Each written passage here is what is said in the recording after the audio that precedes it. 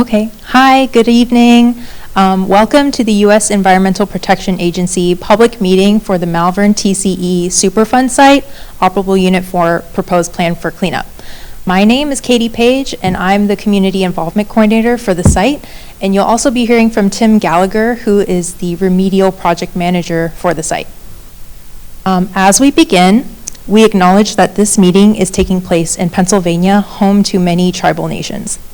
We acknowledge and honor the original inhabitants of the land on which EPA is working on at the Malvern TCE site.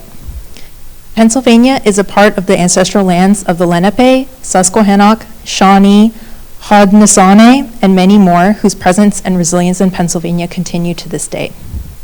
A land acknowledgement is one way to create an environment of inclusion in the stewardship and protection of cultural resources and homelands. We take this opportunity to honor the original caretakers of this land and support the resilience and strength that all Indigenous people have shown worldwide.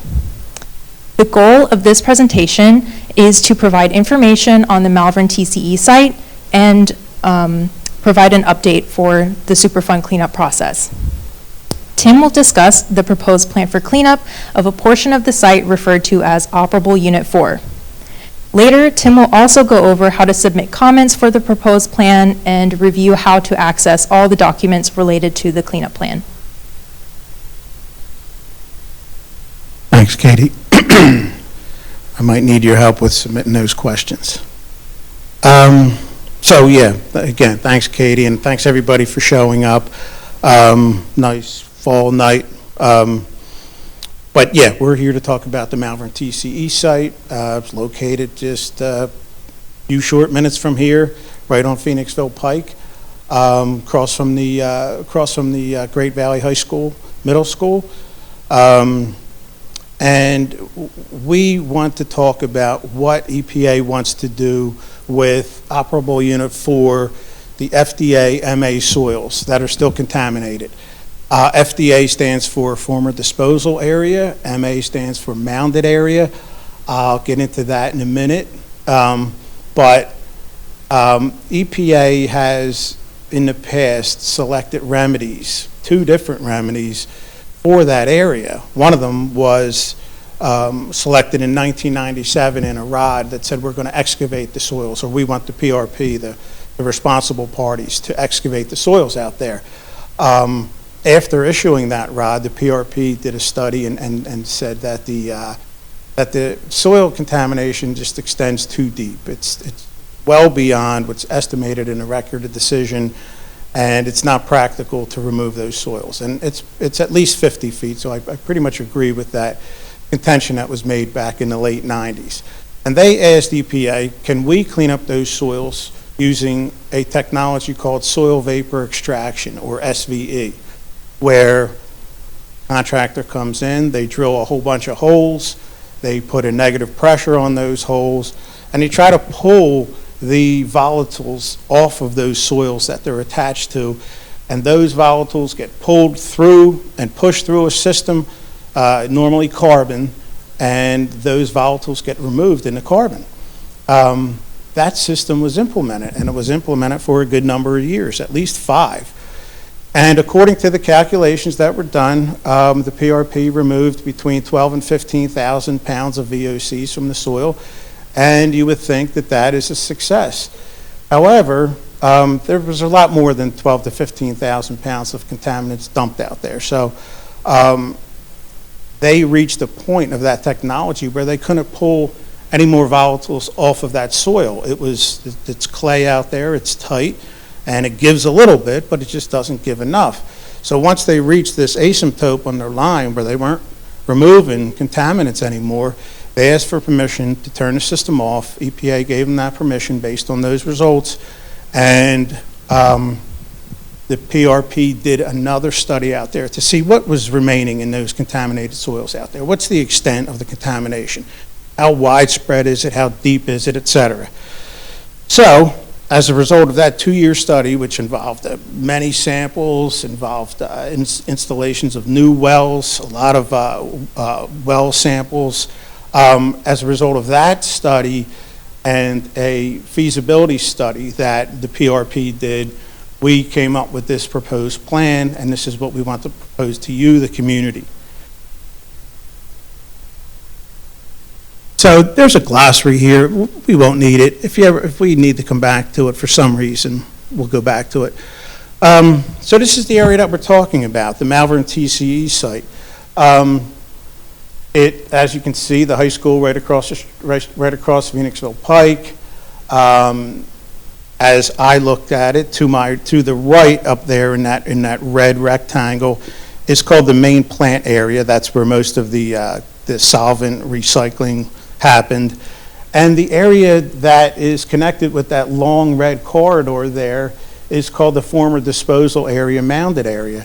And that's where a lot of that byproducts of that recycling were dumped in an area that was cleared. So the Malvern site consists of what we call operable units. Operable unit 1 was the main plant area, building deconstruction. There was a bunch of buildings on site, and those buildings were taken down. Operable unit 2, the main plant area, soils and groundwater. If you get a quick glimpse off of Phoenixville Pike as you're passing the site area, you can see a plant that's back up there. That plant operates. There's a groundwater treatment system that runs 24/7. Contaminated groundwater is extracted from the ground, it's amended, it's re-injected. The system works fine, it's reliable and consistent, and they monitor that system with a contractor. The residential water supply, EPA put in water lines, or the PRP put in water lines to some of those affected homes south and southwest of that FDA area. That work was complete years ago. And today we're talking about OU4, that former disposal area. So, brief history, 40 years, the PRP, Chem Clean, they sold and reclaimed industrial cleaning solvents. You can see those listed, TCE, PCE, methylene chloride. And those operations were conducted at that main plant area. And the drums and the byproducts and a number of other things were brought over to that former disposal area, and they were dumped. There were pits that were dug. There was areas where equipment, drums, et cetera, were just mounded and covered. And because of that, the drums eventually leaked. The standing water eventually leaked down into the aquifer, and it contaminated subsurface soils, it contaminated groundwater, and the site became a Superfund site. So for the specific remedy at OU4 so far, between 81 and 84, EPA did do a removal action out at the site, and they removed a good amount of those grossly contaminated soils down to 15 feet. They removed drums and other debris. That was done in 84. In 97, EPA, like I said earlier, signed a ROD that basically decided that those remaining soils were going to be excavated. The ROD estimate was down to a depth of about 35 feet. It turned out that the contamination was much deeper than that, probably down to the bedrock or down to the groundwater at that point, which you'll see in a slide varies, but could be as deep as 60, 65 feet.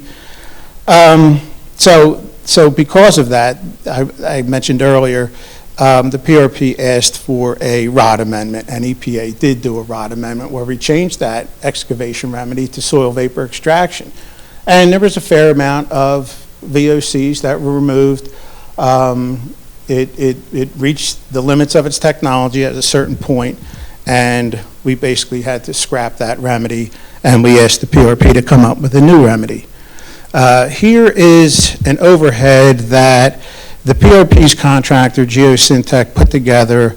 We gave them a 1983 flyover of the site picture, and they were able to kind of transfer the contents, or at least the features from that flyover onto this digitized overhead.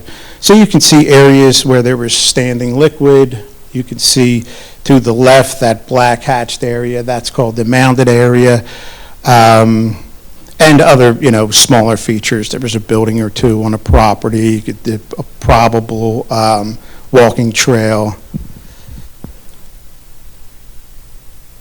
And I mentioned earlier that there was a 2-year investigation between 2017 and 2019 where Geosyntec put a whole bunch of holes in the ground. They took soil samples, they took groundwater samples. They were able to pretty much delineate where those contaminated soils remain. They were able to delineate depth to a certain point, and that straight up area of the remaining contaminants. So here's a figure that was put together based on those sample results. There are 2 pretty much distinct areas of remaining contamination. The darker purple color, the more contaminated the soil. We refer to those 2 areas as the northern area to the left on the screen up there, and the central area. As I say, those 2 areas are the areas that still have the most contaminated soil. Those are the areas that are basically the focus of this final operable unit. So they will be addressed at some point in the future with a record of decision, and what's in that remedy will be, or what's in that record of decision will be implemented. So not super clear, but if you look up to the top right, there's an overhead with a cut section that runs through the FDA. The cut section was drawn to make sure that it intercepted a number of the more contaminated areas. So on the left, you basically see a representative of that cut section. The left is basically the cut section of that plan view up on the top right. So you're able to see, if you were down within the soil, you're able to take a look straight through and see where that remaining contamination is. Again, the deeper the purple, the more contaminated it is. Those circles are contaminated wells, and that, those irregular shapes are above that is the remaining contaminated soil. As you would expect, those wells beneath that more contaminated soil are the most highly contaminated wells. There is a blue line that's probably kind of faint to you in the audience that runs, that would be north to south from left to right. That shows where the groundwater table is. And because there's a topography change from north to south, you can see that groundwater level varies between like 60 and 45 feet below the ground.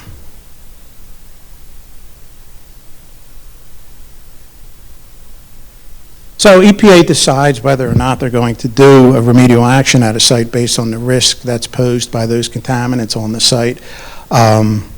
There's a whole process that risk assessors undertake to determine what actual risk is at a certain property.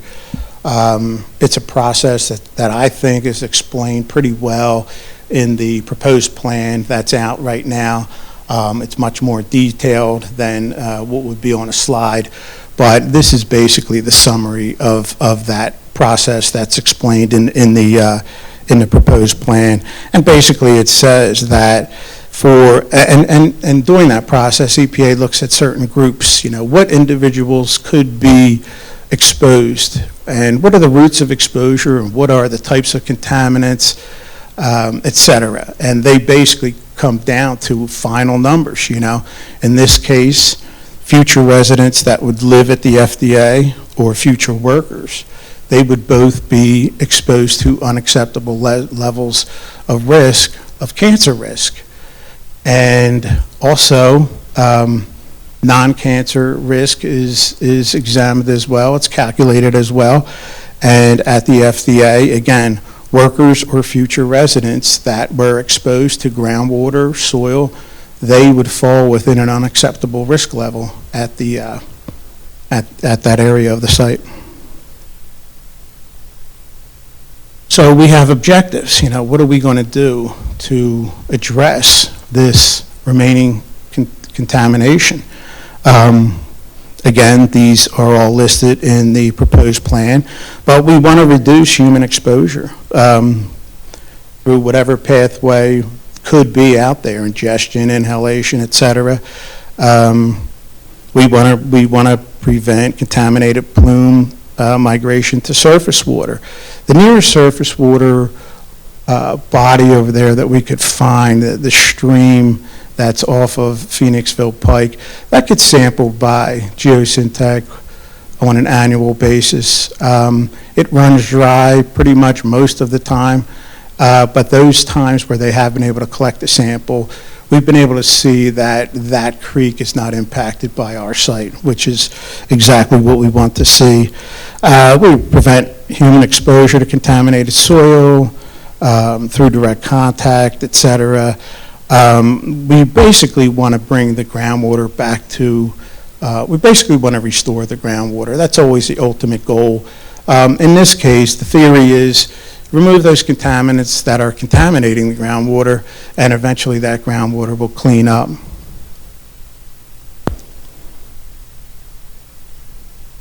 So you kind of got that irregularly shaped, that one slide that showed the northern and central areas. These are those areas again. You know, that longer, narrow area to the left is the northern area, and that more central area is the central area. So these are the areas that, at least right now, we are proposing for remediation. And I say it like that because these shapes were determined based on that 2017 to 2019 study that was done. I think that the final shape of the remediation will be something very close to this, because that investigation that was done was pretty extensive, and it would be hard to believe that they would miss anything else or miss anything of real size. So we asked the PRP to come up with some methods that would address these remaining contaminants. We usually ask for 4 to 6 different alternatives. These were the 5 that were evaluated in that focused feasibility study. Number 1 is done as per regulation. I guess you would call it a no action, basically saying, you know, don't do anything out there, which is never the case. Number 2 was institutional controls and fencing. So put a fence around the entire area, and I'll show you an overhead of that in a second. And then apply institutional controls, deed restrictions, or some type of restrictive covenant or something along those lines. Maybe a device with PAYDEP, something that would restrict those activities that could take place, but don't do any remediation, just ICs and fencing. Number 3, soil cap and ICs.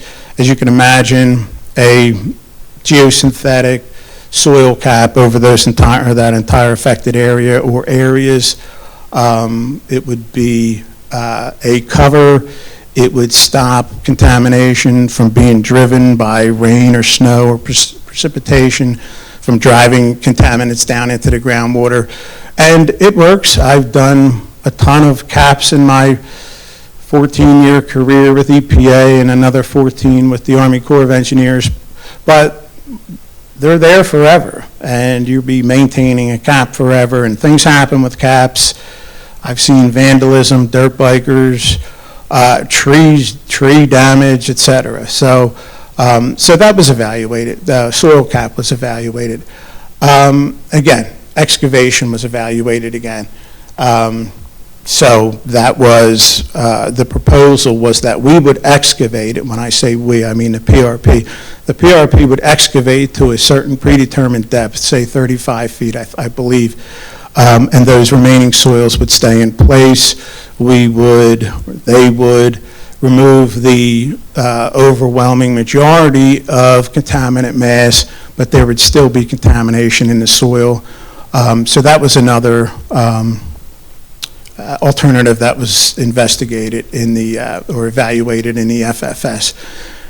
And the last alternative is ISTT. All of those and ICs, I should have explained. The ICs are the institutional controls I talked about earlier. They're basically just instruments that you can put in place, legal instruments that you would restrict certain activities on a site. We use them a lot.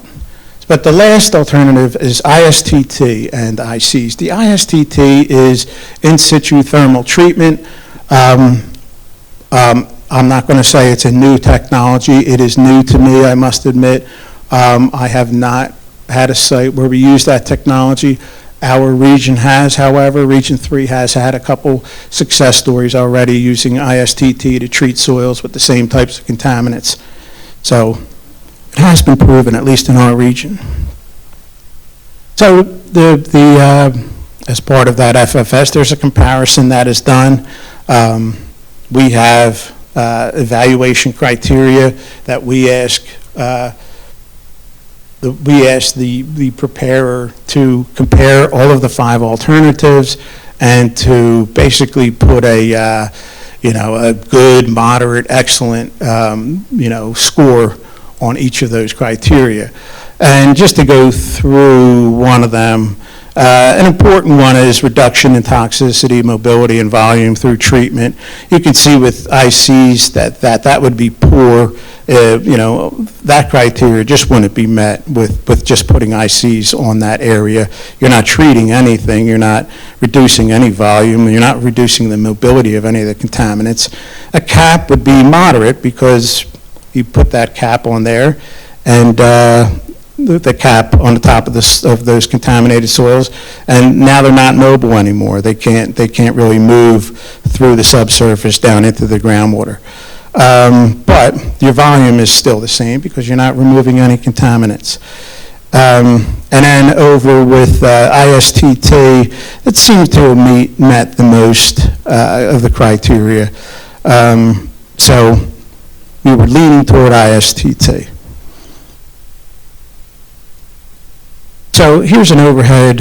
I'll do. There's one for each of the alternatives. This is the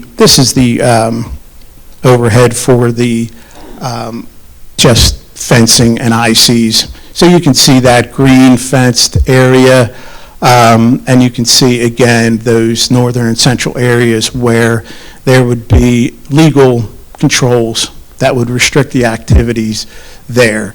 That fence would probably be there forever, and those restrictions would be on the deed to that property forever. So here's the overhead for the capping. So you see that the PRP proposed to kind of over-cap the area. You see in red those areas that we're most concerned about, and the capped area in blue lends a pretty good buffer around both of those areas just in case they missed anything. Again, ICs as well, and I would think that the fence would remain forever. Here would be what the proposed layout would be if we excavated those soils. So there to be over excavation so that you could get equipment down into that deeper excavation. There would probably be a need for sheeting and shoring, a ton of trucks in and out of the neighborhood, et cetera. So that's what that alternative would look like in the field. Again, removing contaminants just down to basically a predetermined depth. Not exactly ideal for what we would be doing here and leaving contaminants in place. And here's the ISTT layout. Now, I bought a schematic that anybody can take a look at afterwards. I didn't have anything else to put this on. I wasn't really thinking. We were talking about other things earlier, but you can take a look at that and we can talk about it later if you'd like. But this would be again, this is the northern and central areas in red with, and again, it's probably not super clear, but you can see heating wells that would be installed to a certain depth, probably in the area of 65 feet or so. I think that's on another slide. But those wells would be installed. There would be, and they would basically heat up the subsurface. Now there would be other wells that would extract those volatiles that are heated up and released from the soil. And those volatiles would be sent through a system where they would be cleaned up. They would be sent through carbon. They would be released to the atmosphere. There would most likely be a condensate knockout tank involved because of the heat difference, and that water would be treated as well in a different stream. And that's on the poster board if you want to take a closer look.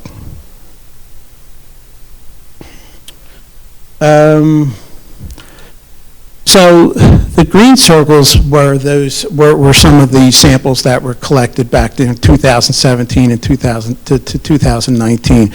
They were basically put in to delineate where the contamination remained. And like Bruce just did, if anybody has any questions and you just want to yell them out because you're like me and you forget, do it, please. I'd be more than happy to at least try to answer them. So, like I said, the proposed remedy selection is alternative 5, and that's the in situ treatment, in situ thermal treatment, and institutional controls. During our 2-year investigation of that area, we found that there was more, that there were a couple more contaminants that we did not originally find or did not originally list in our contaminants of concern out there, so we're going to add a couple. You can see Cis-1,2-DCE, that would be added to our list of soil contaminants of concern, and Cis-Trans-DCE and 111-TCA will be included on our list of groundwater COCs once the ROD is written. There's a couple modifications to a couple existing COCs as well. So another calculation that's done is what soil levels do we have to clean up to so that the groundwater beneath will be cleaned up as well. If we get to these levels, then the groundwater underlying the site will clean up as well. And it's a calculation that's done. It's based on site-specific information, a whole bunch of stuff, type of soil, these rates that are used for the calculation. But anyway, the bottom line numbers are those numbers that you see on your right, and those are the contaminants of concern within the soil that we will be targeting.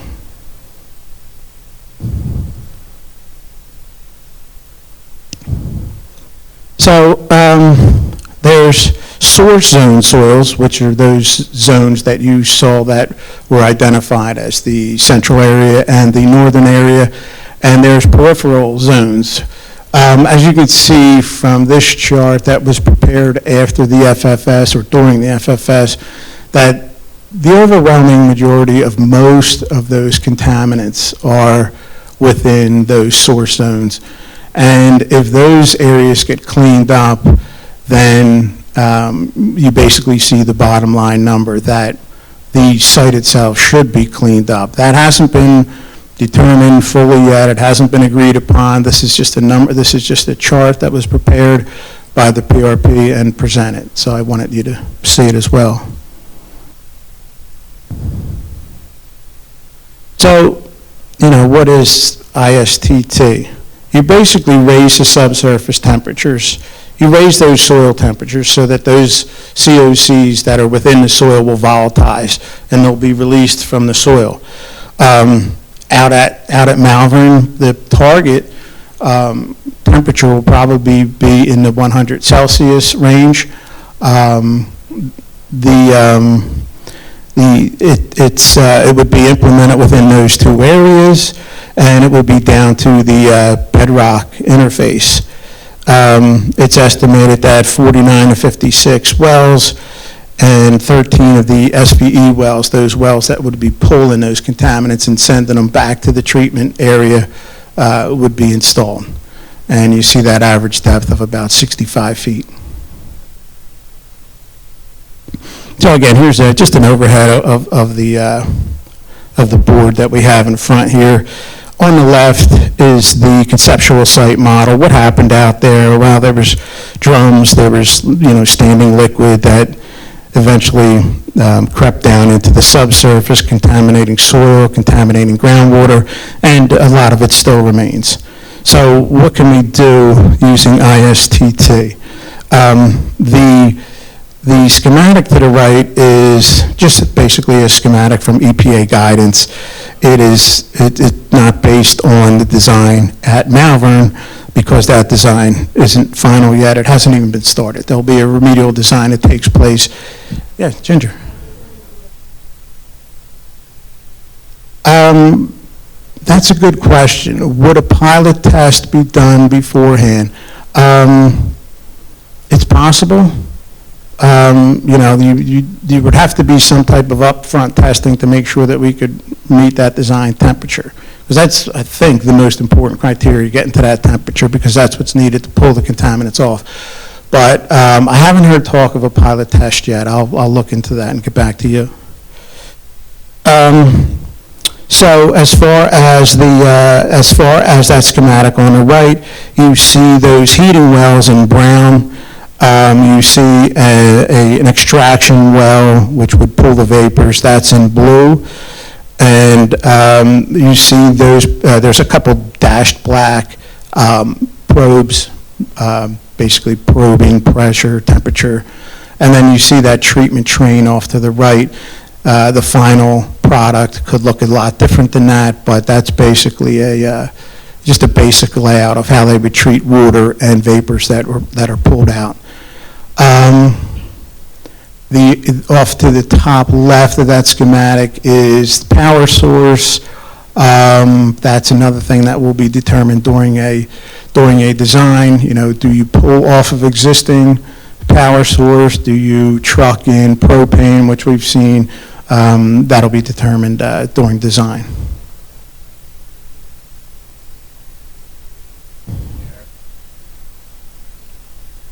There is, I should have pointed this out, but that gray area is basically a cap over the system that's put in.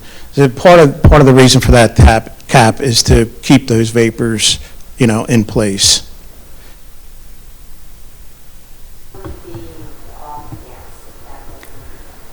It would be those gases that are pulled, the actual contaminants. Hey. Oh, after the treatment? I'm sorry, Tim. Let me interject. I'm Steve Brown. I work for the township. I'm the assistant township manager. This meeting is also being streamed, and there are people attending via Zoom. So you're going to have to speak into a mic. They cannot hear you online. So either you can come up and take the mic from Tim and trade it back and forth, or people could come up and sit in a chair and use the mic like I am, but otherwise, people won't hear you. If you'd like to ask your question. And I'm going to pass it back. Yeah, so the question was, could untreated vapor escape into the air, generally, if there were a malfunction or accident or anything? That's a good question. That's a question that I will have for my contractor when the time comes. I don't know if that was considered. I hadn't heard of that happening in another site, but obviously there can be a malfunction. The treated vapors, just quickly, Ginger, they would be treated and they would be released through a permit.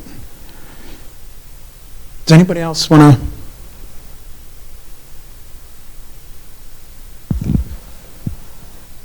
Can you address the issue of noise from the system? Is it going to be noisy? It's another one that I need to find out. I'm not 100% sure.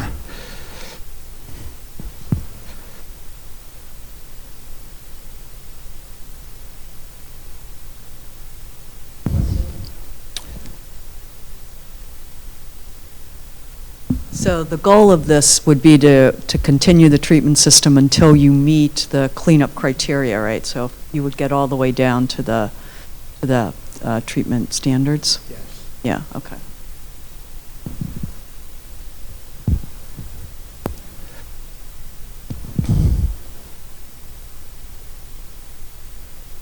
So, I wish I could answer a couple more of those questions with certainty. I cannot. I will get those answers for you.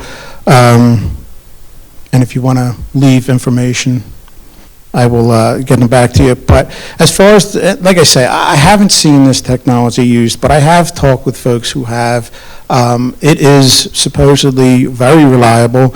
It is able to achieve up to 99% on average reduction in those COC contaminant levels. And if the system operates for, let's say, a year, let's say 15 months, whatever the design, at least the initial design duration would be, and there is confirmation sampling that shows that we are still high on contaminant levels, then they would either need to, I would think that the PRP would need to either install new wells or move wells or think of another way to get to those areas that keep us from reaching our contaminant cleanup levels. So, you know, in every RA and every remedial action, there's data shortfalls or issues that need to be addressed. Some of these have to do with the township. I don't know if any of you are familiar with the site, but to get from that entry point off of Phoenixville Pike, I have always accessed that FDA through an old rail line. So it's basically a thin path. Our contractors have been able to get back there with drill rigs, so I know that it's capable of taking larger vehicles. But for the equipment for the ISTT, I'm not 100% sure whether access road upgrades will be needed or not. We'll figure that out. You know, we would coordinate with the township during RD, during the remedial design, during RA. You know, you saw that fencing that's out there.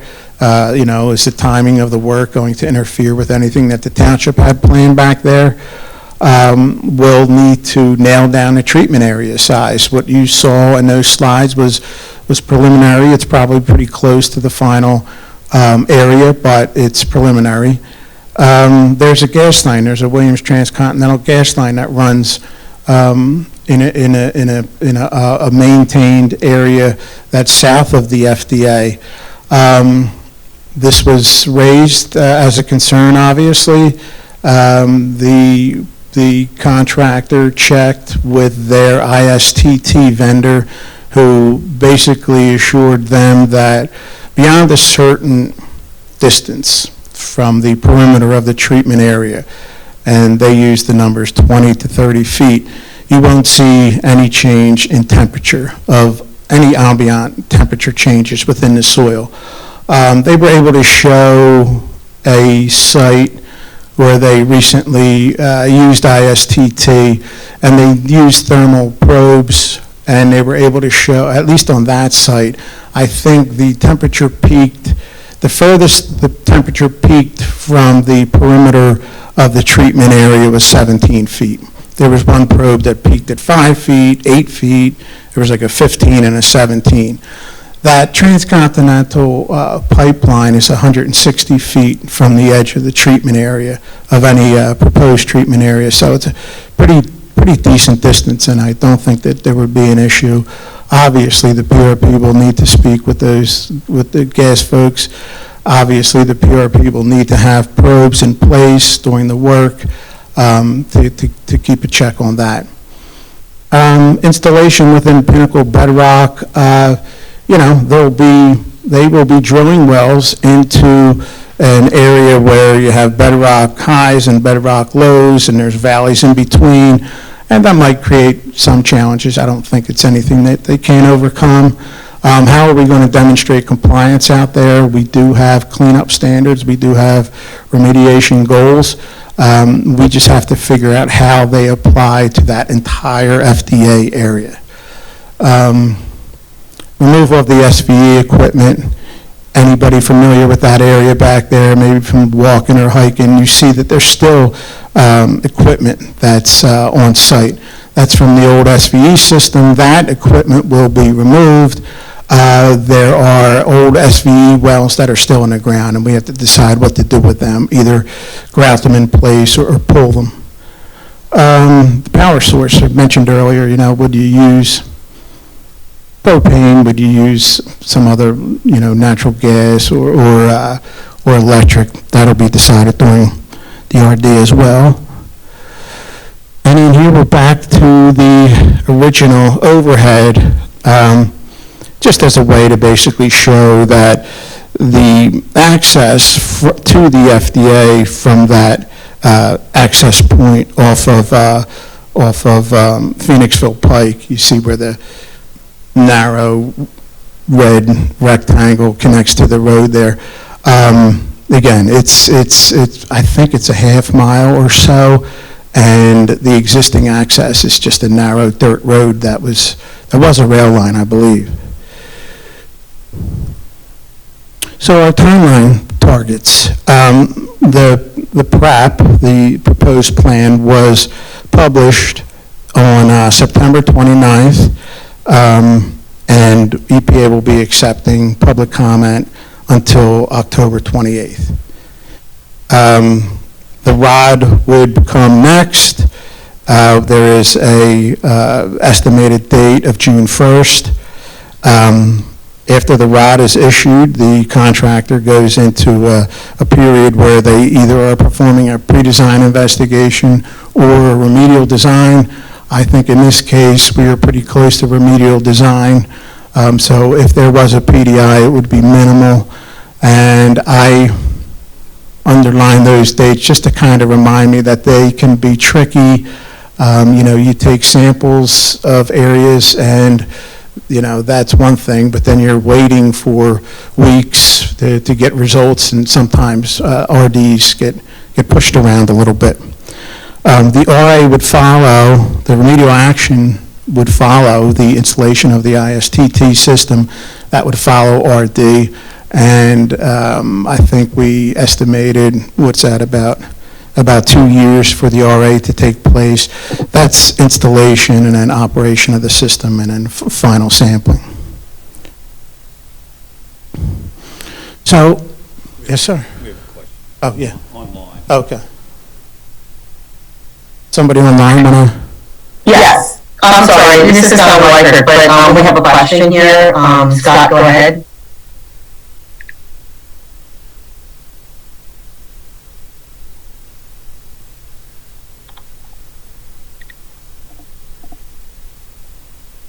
Good evening. This is Scott Lambert. I'm one of the supervisors. I just have kind of a general question. I think I know the answer, but I'd like to ask it. During the remediation process, when you talked about some of the locations that potentially could be impacted or not, we've got Back Hill Park close by and a development just to the west of there, and then Malvern Hunt. With wind patterns and different scenarios, is there any chance that that the remediation could have an impact on those areas? Well, it's a question I don't have an answer to beforehand. I wouldn't expect that. I mean, we're not dealing with radiation. We're dealing with extracted chlorinated VOCs. Those extracted VOCs would be treated. They would be run through a carbon tank or two, and then that clean airstream would be released. And that would be done with help from PADEP to get a permit.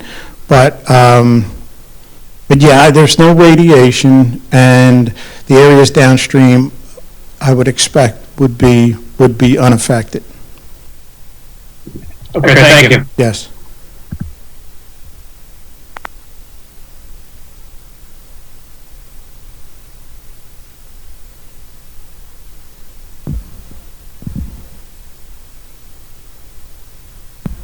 It's been 25 years since this started. So I guess I have two questions related here.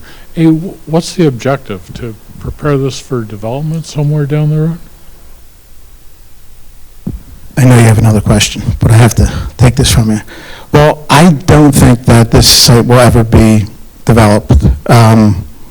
I could never say that with 100% certainty, but there's restrictions on that area and what can be done out there. Nothing could ever be done that would affect the remedy.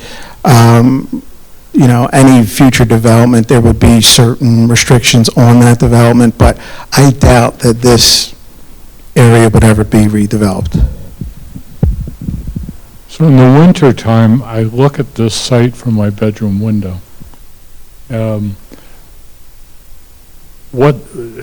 How worried should I be that we have a problem? I'm going to guess. How worried? 250 feet away, I mean, are you talking about worried about heat that encroaches toward your property, or vapors, or, yeah. Well, the theory is that the site is capped, okay, so no vapors can escape. They're going to want to go where they're pulled. There's a vacuum on that area. So in theory, all those extracted vapors are pulled together and then run through a system where they're cleaned up. So you shouldn't have to worry about that. And as far as the heat goes, from what we can tell, 20 to 30 feet max is the max distance where you'll see differences in soil temperature.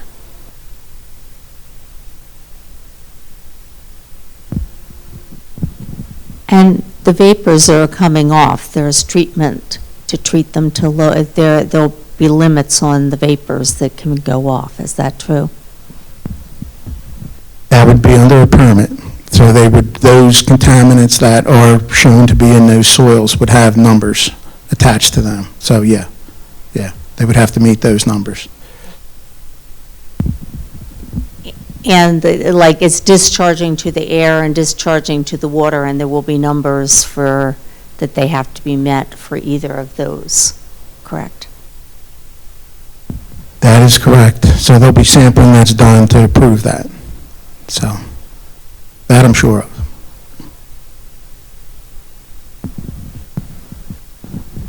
Just follow on a little bit. So the EPA has been working on this for over 20 years. We now have a site over there in the woods where it's been remediated now for 15 or 18 years, something like that. And nothing has happened out there, nothing's going to be built out there. So my question is, why are we doing this? Well, this contamination that's in the soil continues to contaminate groundwater. That's one of our missions is protection of human health and the environment. Part of that is groundwater. That's one of the goals, but it's just to remove that risk that remains because of those soils out there. You know, the risk calculations that are done might be conservative, but they are real. And until that soil is cleaned up, they'll remain. I know we've been out there for a while, but at least at the MPA, there's been continuous treatment of groundwater.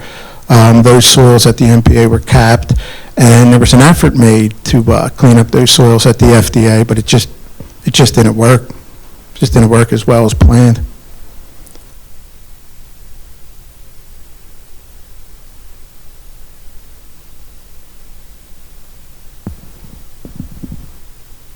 Anything? Anybody else online or? Yeah, this is, can you hear me? Yes.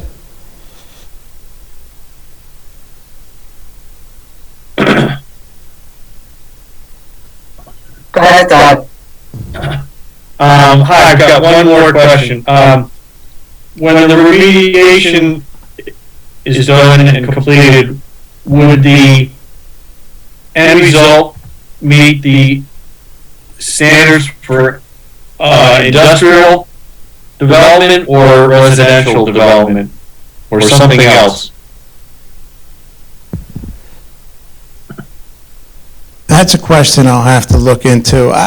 I don't think we're cleaning the soil so that a residential development could ever be put in there. And we're not doing a cleanup so that industrial, that, industry can be installed either. We're just cleaning it to levels that would clean up the groundwater underneath.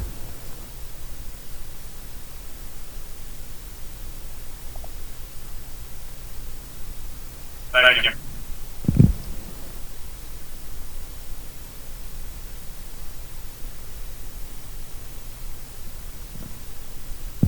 Where might people come into contact with the contaminated groundwater right now? Is it only in the red boxed areas, or does it have the risk of flowing out of that?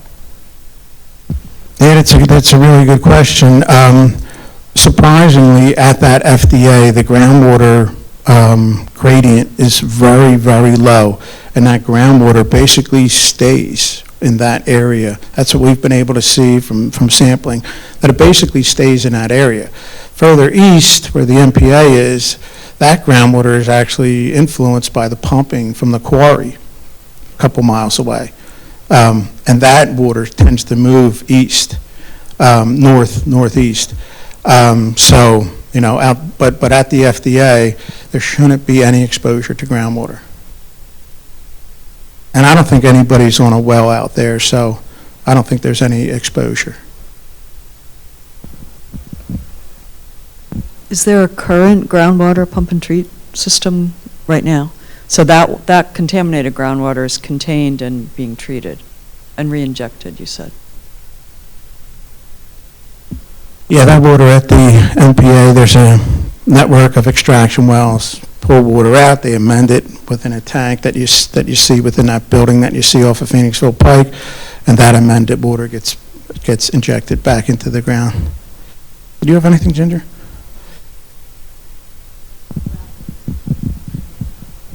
I was just going to ask do we know where the closest groundwater supply well is near the site?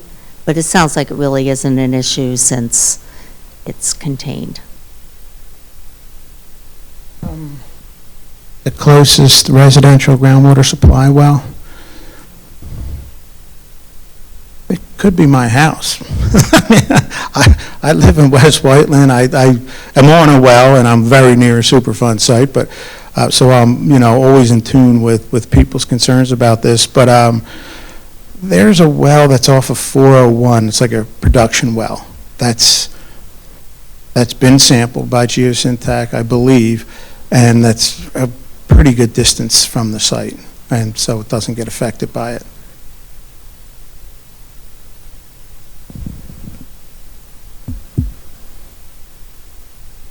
Anybody online?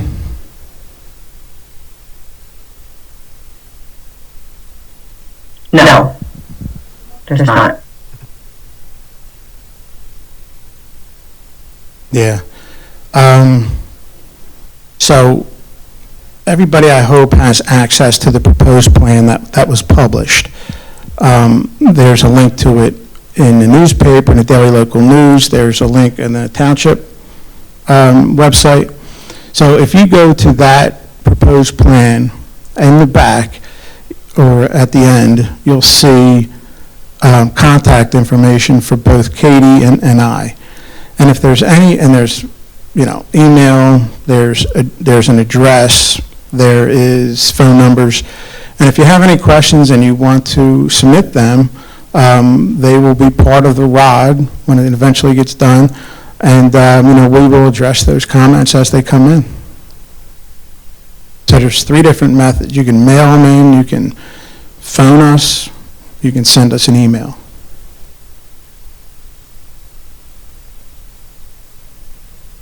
You have anything else, Katie? Does anybody have anything else? I've talked to a local resident recently, and I'll make the offer to everybody here that I made to that person. If anybody ever wanted to meet me at the site, we want to go near any of the bad areas, but I could always stand on the perimeter and I could show you what we plan on doing, what's been done out there, what the layout of the land is basically, and I would do that. I'd be happy to. Absolutely. And I just wanted to clarify where the site is, because I think there's confusion. It's across from Great Valley High School, and I think it's like behind Hillbrook, and I don't know the name of the other homes off of Phoenixville Pike. Yeah. I'll show the picture again real quick.